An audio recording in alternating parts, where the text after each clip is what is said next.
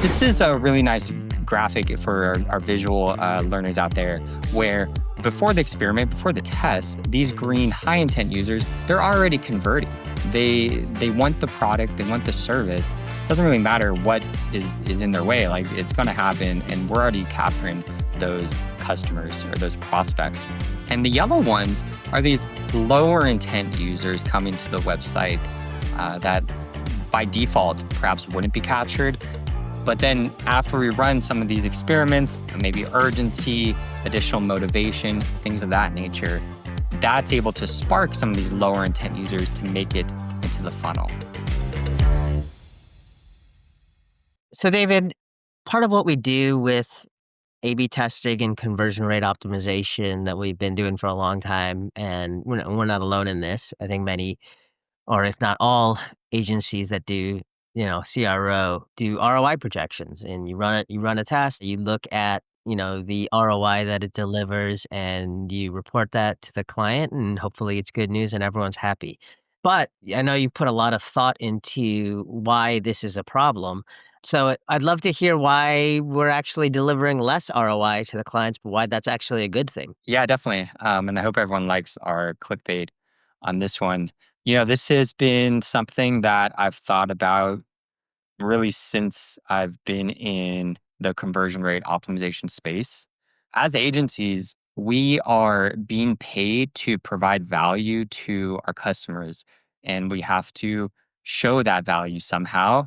And the most common method of doing that is ROI.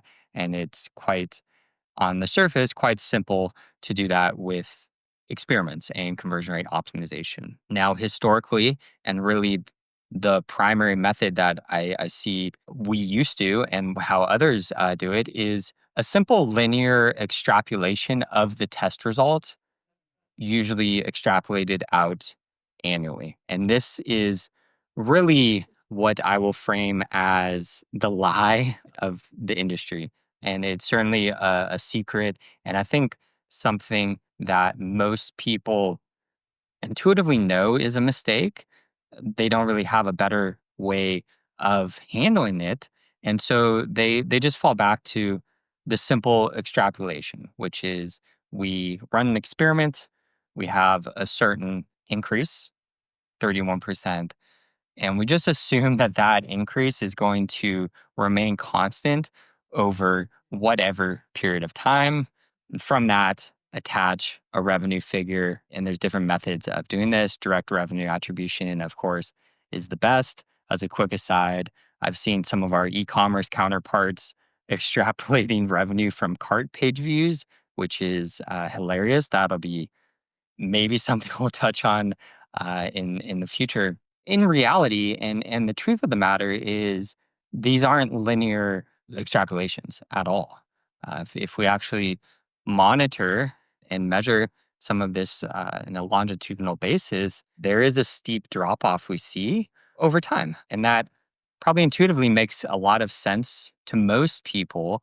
I think it then becomes a question of how do we actually report on this? How do we bake in some of this decay, which does occur?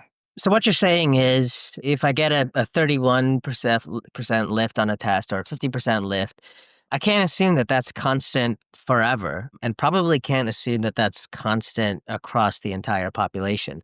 And that's what people are doing. And then honestly, that's what I've done in the past. And I like to show those big numbers because they look really cool on QBRs and executive presentations.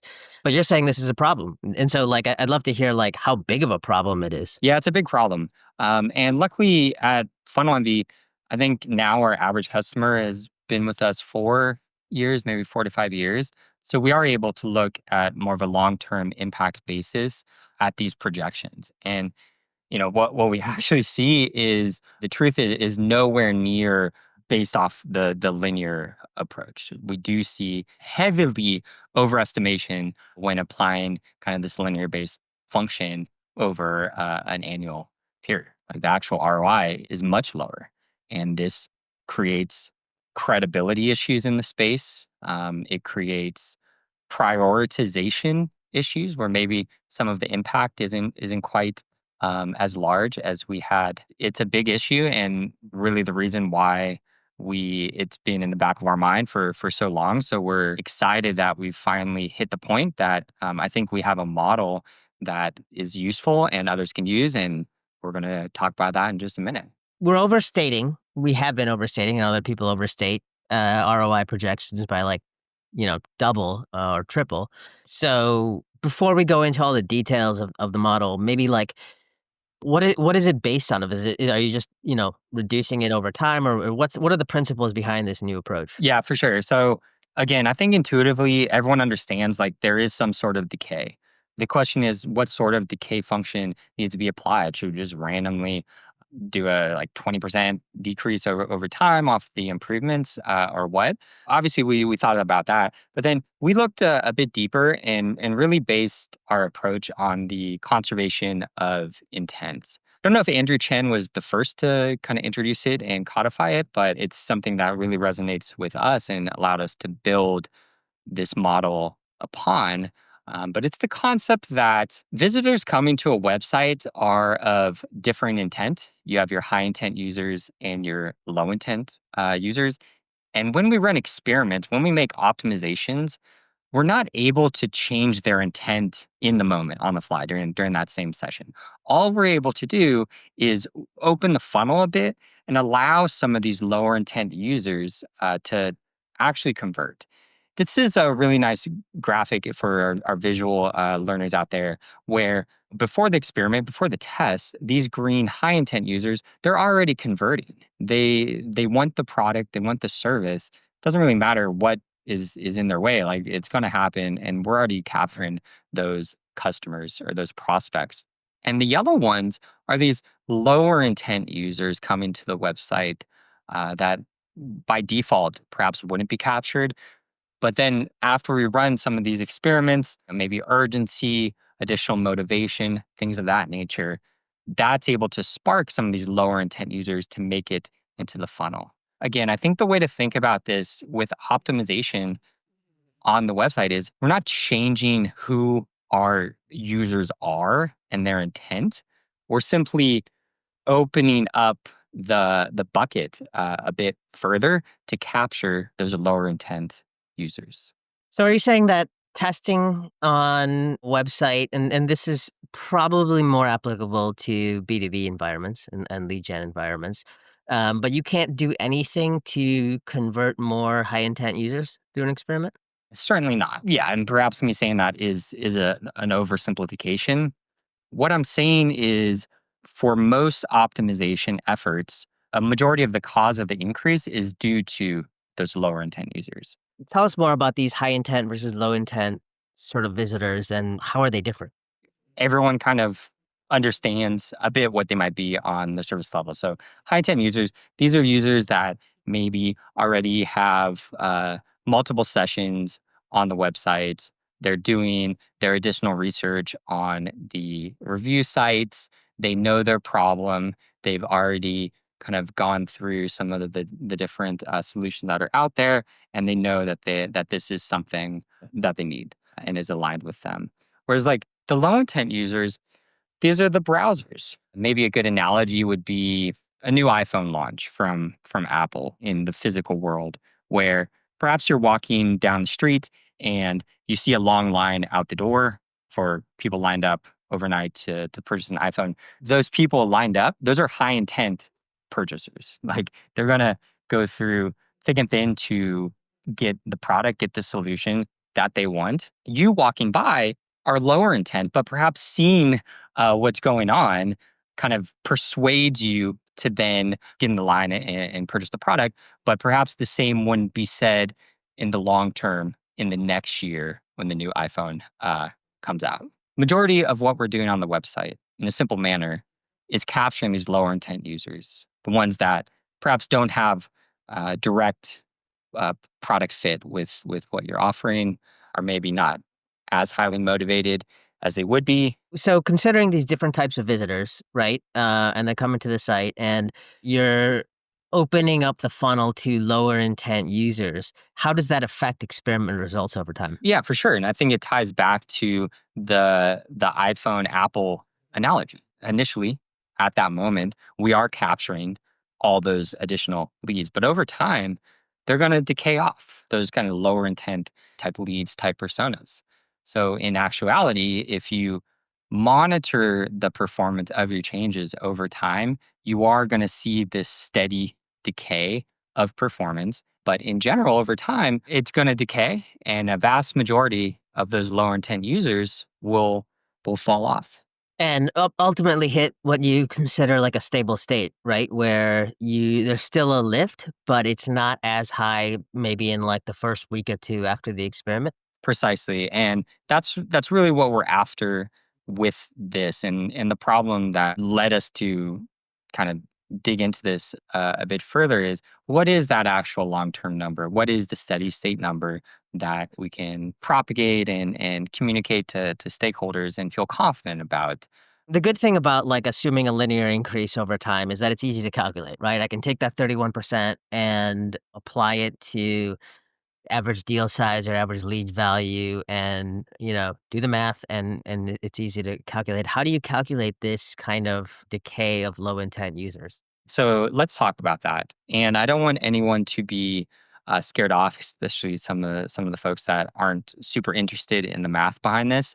At the end of our talk, we are going to provide a simplified model that you can apply to your experiments immediately, and I think you'll enjoy that. But for those who are technically inclined to actually run this function on the business's 12-month or whatever performance data, let's talk about that. So there's really three main inputs into the function. You have your initial lift, and we've been basing it off of this 31% in test increase example. You have your sample of high intent users from the overall population.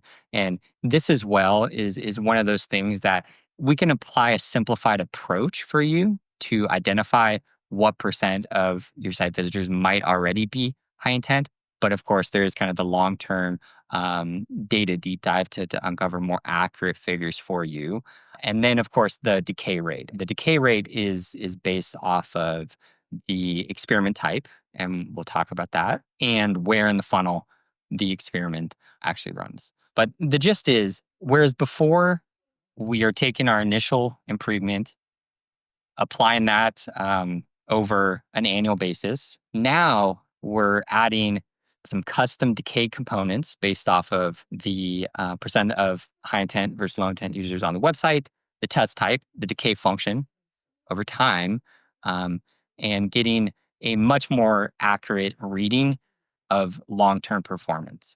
At the end of the day, linear extrapolation is always going to be wrong. So the closer we can get to a realistic figure, actually diving into this, and we'll talk about that, to kind of how to actually manually calculate this based off your own business's data, or doing a more simplified approach, which may be applicable to most of you really today, it's going to be more accurate than the old way. How do we go about actually calculating this? And like, how do you on a sort of month by month basis? How do you calculate it? It's not too difficult. Perhaps we'll put together a spreadsheet template so you can input some of these parameters yourself once you identify them from your own business's data and fill this out. But essentially, you start with your base lift, your percent of high intent users, and then the decay rate. And the decay rate is, again, just a function of the test type. And in a couple slides, we'll share how that decay rate on kind of an average basis that you can apply to your business again today, whether it's friction, reducing experiments, increasing motivation, social proof, those all have different decay rates over time. And we've again develop some kind of baseline average figures, and that's where you apply that. And then really just on a month by month basis, you get kind of the decay rates, and you can see that here in the bottom graph. How do you actually like, report this out? Because if you're running a testing or optimization program, it looks like all of a sudden you adopt this and you're delivering less ROI and less value than you were before. So like, how do you explain that? Yeah, sure. So it comes down to how credible you want to be with your partnerships and your customers. Yes, on the surface, it's less value and maybe folks care about that, but it's more truth. It's more accuracy. Assuming this linear projection, you're greatly inflating the potential business impact you're having, which can have fairly large ramifications on budget prioritization for your customers and other things. Really, that's the I mean that's the big one. Again, intuitively, you probably already understand where a specific experiment would fall within the list. So friction reduction is the most obvious. Lead form, multi-step forms, maybe removing some form fields, maybe surfacing a skip the form type chatbot. These are all plays that are removing the friction from the user's journey, from getting them to convert very deep in the funnel. The results are going to persist quite drastically.